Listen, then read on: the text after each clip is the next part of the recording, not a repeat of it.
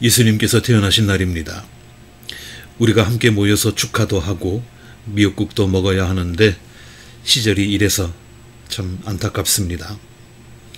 인류 역사상 이렇게 우울한 성탄절이 있었을까 생각해 봅니다. 전쟁 중일 때도 온 나라가 이러지는 않았습니다. 한쪽에서는 머리 위로 포탄이 휙휙 날아다니면서 뻥뻥 터져도 다른 한쪽에서는 함께 모여서 찬송을 부르면서 예수님의 탄생을 기뻐했다고 들었습니다. 어쨌든 이번 코로나 위기를 잘 이겨내고 넘기기만 하면 우리는 두고두고 2020년에 겪었던 일을 이야기거리를 삼을 수 있을 것입니다. 조금만 더 힘을 내시기 바랍니다. 예수님도 이런 사정을 이해하시겠죠. 그리고 우리에게 감사한 일은 예수님은 우리가 꼭 대면해서 만나야만 복을 주실 수 있는 분은 아니라는 것입니다. 온라인으로도 얼마든지 크신 은혜를 내려주실 수 있는 분이 예수님입니다. 오늘 태어나신 그리스도 예수님의 은혜와 평강이 이 시간 함께 예배를 드리는 저와 여러분 모두에게 충만히 임하시기를 주님의 이름으로 축복합니다. 1950년도에 우리나라에서 전쟁이 터졌죠. 다 아시는 것처럼 6월 25일에 38선이 뚫렸고 불과 며칠 만인 6월 28일에 서울이 함락되었습니다. 그 뒤에 한 달여 만에 인민군은 칠곡 북삼까지 밀고 내려왔습니다. 그게 7월 말 8월 초였습니다. 그렇지만 미군의 도움을 받아서 9월 28일에 서울이 수복됐죠. 이번에는 국방군과 유엔군이 북으로 치고 올라갔습니다. 한 달쯤 뒤인 10월 26일에는 압록강 근처까지 밀고 올라갔습니다. 여름에는 남쪽이 낙동강까지 밀렸지만 가을에는 북쪽이 압록강까지 밀린 겁니다. 이렇게 남쪽 끝에서부터 북쪽 끝까지 전쟁이 온 나라를 훑고 지나간 거죠. 그러다가 중공군이 내려오면서 국방군이 후퇴를 시작합니다. 흥남철수작전, 유명한 작전이죠. 흥남철수작전을 마무리한 것이 그해 12월 24일이었습니다. 어제쯤이었어요. 이 혹독한 겨울에 남으로 내려오는 피난민들이 줄을 이었습니다. 그게 일사후퇴입니다. 다시 서울이 넘어갔죠. 이번에는 평택까지 밀려 내려왔습니다. 다시 서울로 올라간 게 1951년 3월이었고요. 그리고 그해 7월부터 휴전협정이 시작됐습니다. 2년 만에 정전이 됐죠. 그래서 지금까지 이렇게 분단 상태로 있습니다. 예수님의 생신날 전쟁 이야기부터 시작했습니다만 오늘의 주제가 전쟁은 아니고요.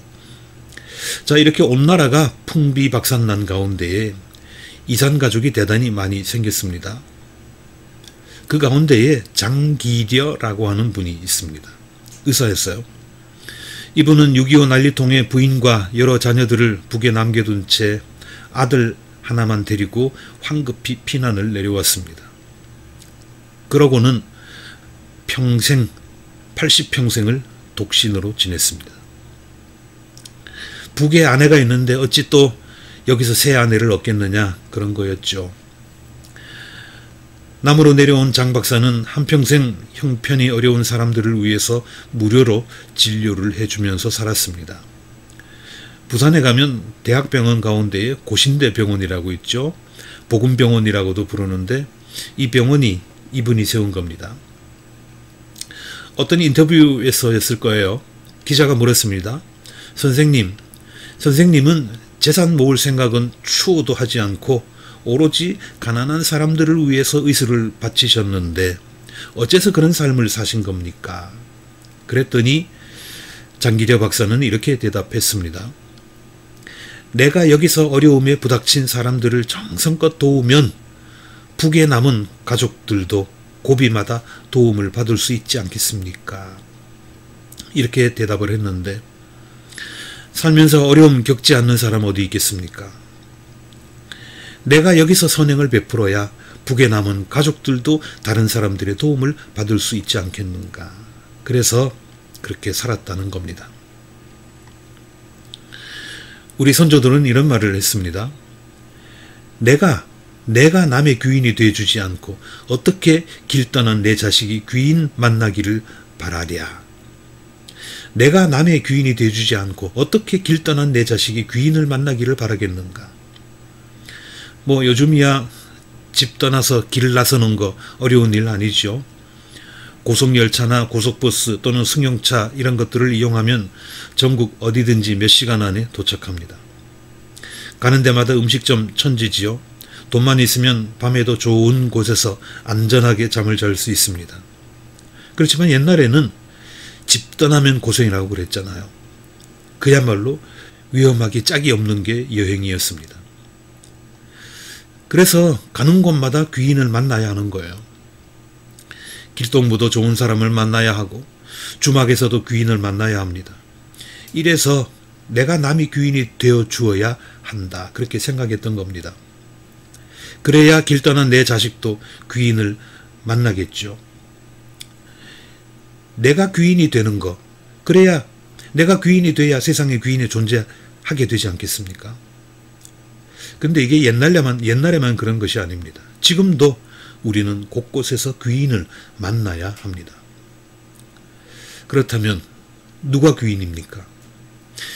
여러분 주변에 있는 사람들 가운데 분명히 귀인이 있습니다. 아닐 것 같죠? 있습니다. 틀림없이 있습니다. 나는 왜 이렇게 지질이 복이 없어서 귀인 하나도 못 만나는 거야? 그런 생각이 드는 거는 귀인이 없어서가 아니라 귀인을 알아보지 못해서 그런 겁니다. 귀인이 어디 나 귀인이요 하면서 명찰 달고 다니는 거 아니잖아요. 이미 귀인이 여러분의 옷깃을 슬쩍 스치고 지나갔을 수도 있습니다. 여러분이 사는 동안 수많은 귀인을 만났지만 그 사람이 귀인인지도 몰라보고 지나쳐 보냈을 수도 있습니다. 때로는 악연으로 만난 것 같은데 원수 같아 보였는데 그 사람이 진짜 귀인일 수도 있습니다. 그래서 우리가 무심코 만나는 한 사람 한 사람 그 누구도 가볍게 보아서는 안 됩니다. 오늘이 성탄일 아닙니까? 유대 땅 촌구석에서 가난한 집안의 아기가 하나 태어났습니다. 가난한 것도 문제지만 그것보다 더 큰 문제는 그 아기가 아버지가 누군지 모른다는 거예요. 가족관계 증명서에는 요셉이 아버지라고 적혀있기는 합니다만 그 아기가 자기 친자가 아니라는 것, 그 누구보다도 요셉 자신이 잘 알고 있었을 거 아닙니까? 마리아하고 같이 잔 일이 없는데 마리아가 아기를 낳았어요. 이거 참 보통 낭패가 아닙니다. 그렇지만 요셉은 보통 사람이 아니었습니다. 자기만 눈 감으면 그냥 자기 아들이 되는 거잖아요. 그렇지만 그게 어디 쉬운 일입니까? 결코 쉬운 일은 아니지만 요셉은 그렇게 했습니다. 자, 여러분이 총각이라고 생각해 보십시오. 약혼한 여자가 있습니다. 결혼 전이기 때문에 그 여자한테는 손끝 하나 되지 않았습니다.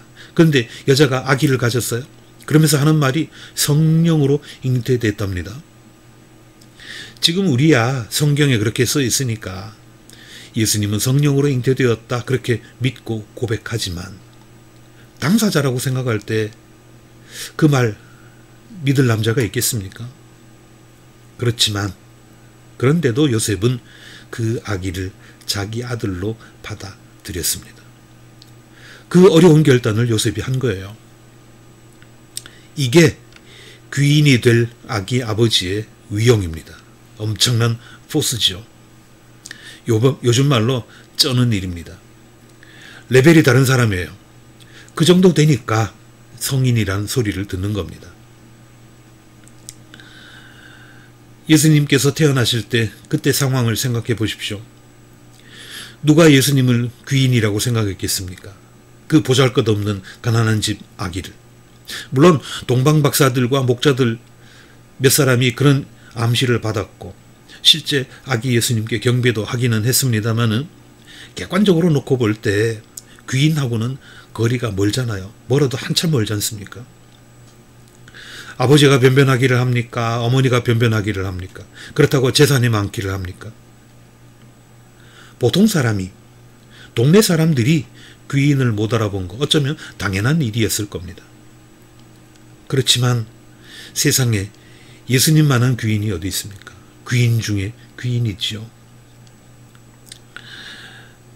사람들이 알아보지는 못했지만 귀인은 귀인입니다. 그 레벨은 어디 안 가죠.